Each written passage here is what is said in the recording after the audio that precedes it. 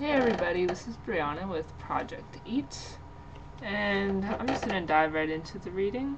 Yeah, with the first question, when I was reading about them republishing Hell.com, I'm not really that good with computers. I don't know how you can republish a website, but they know how to do it, and they did it with Hell.com. And I guess why they did it is because Hell.com was only open for 48 hours, and you had to have like a password to look at it. And even Franco, their whole thing is that you should be able to see whatever's on the internet. I mean, they opened up their whole home computer for people to look at. So they didn't think that was right, which is why they stole it, I guess, and republished it. Because they wanted everyone to be able to see it. Yeah, so what they were just basically saying about copyright is they don't care about copyright issues. If you say you don't want anyone to use your art without their permission, they're going to use it anyway. I mean, Hell.com is going to sue them, and their republishing of Hell.com is still on the internet. So they don't care about copyright issues. They don't care who owns anything, because in their opinion, if something's on the internet, there's no original of it. The identical is the same as the original. You can use the copy as like however you want because you copied it. And I mean, they were saying, the Matezes were saying about hacktivism, like some people copy websites because they have something against that website, and they purposely want to offend them. But even in Franco, they don't have anything against that website. They're just trying to prove their point. So that's the difference between them taking Hell.com and hacktivism, as they defined it. Just with the Nike swoosh, I thought that was kind of weird. I mean, I don't know, because I don't really get what they were saying with that. And I guess because they always like to play around with the media, so I guess they just wanted to see if they could actually make it look like Nike was doing this whole putting a giant swoosh in the middle of Vienna, I think it was where it was at. So yeah, so again, they didn't have anything against Nike. They were just doing their art. Yeah, so they didn't have anything. It was in Karlsplatz, but I guess it was in Vienna. And first they set up like this info box, and then they were gonna put like this giant swoosh, and everyone was in Karlsplatz was like, okay, that's kind of weird. Nike's gonna put a giant swoosh in the middle of our pretty town place. But even the media still went along with it because they were like, oh, no one's going to make this up. Obviously, it's true. But then, again, Nike was going to sue them, and they didn't do anything about it. So, again, they don't care about copyright issues or anything. Yeah, so the Nike ground thing, it just looks so real. Like, no one even bothered to do, like, a press release or check facts or anything. Yeah, so I don't really understand like why they would do that, but again, that's just their art. They like to mess around with the media and try to make things look real that aren't. That's kind of their whole theme.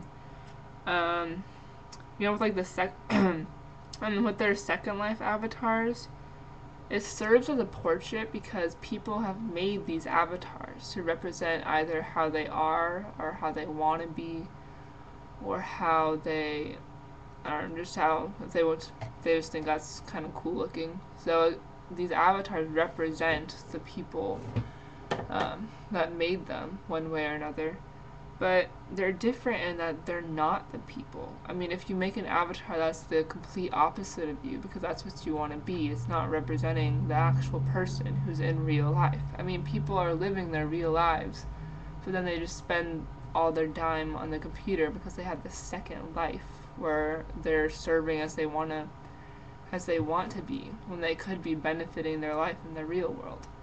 So yes, so the avatars represent the people because that's what they want to be like, but then they're not spending their real life in the real world. So yeah, but even Franco see beauty in that, and like they like to focus on the face because that shows like where most of the people spend their time customizing their avatars. So that's where they hang all the portraits of the Second Life avatars.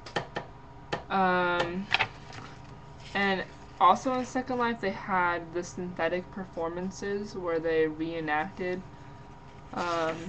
other artists' portraits. And I thought that was kind of weird, just because they chose art that was like kind of offensive to people. Like they were like a guy masturbating, and like you had to go through naked people in a hallway. But yeah, I mean, if I was just walking around Second Life and I saw that, I would think that was kind of creepy, and I would just walk away.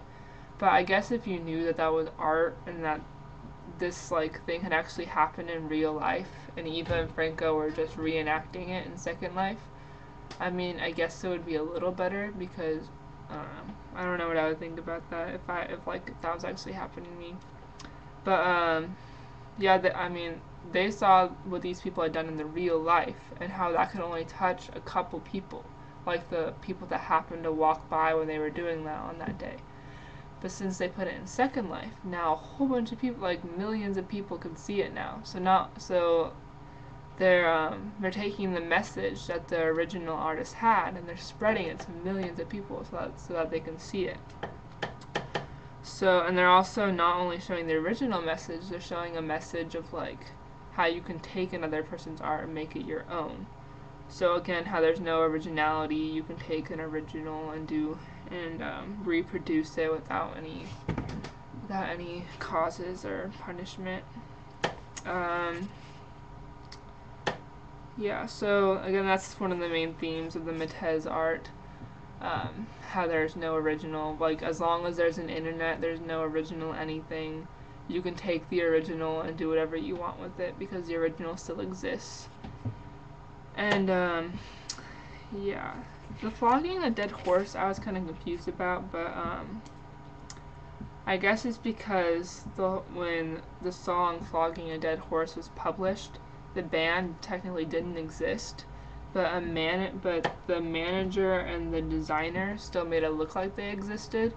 So again, that's like the Luther Blizzard or whatever, where he didn't exist, but people still made it look like he existed. So the manager and the designer tried to make it look like this band was still together, but it wasn't. So I guess that's what they mean by flogging a dead horse. They're making something look real that actually isn't. Yeah, and he was also relating flogging a dead horse to some project he was doing where there would be like a giant billboard with just breasts on it and no like message or text. So he was just saying that that's the least kind of visual communication you could do. Just like flogging a dead horse was like the least you said the least common denominator yeah. It was the lowest common denominator because there wasn't even a band. It was just like the song. So like this billboard, like there was no message behind it. It was just this image. So I guess that's what they mean by flogging a dead horse. Okay, I think I covered everything. This is definitely an interesting reading. I'm not sure if, I don't know, I'm still kind of trying to find my opinion of what I think about this, but it's definitely interesting to read about. I would have never had any idea that any of this existed. But, yeah, so see y'all later. Bye.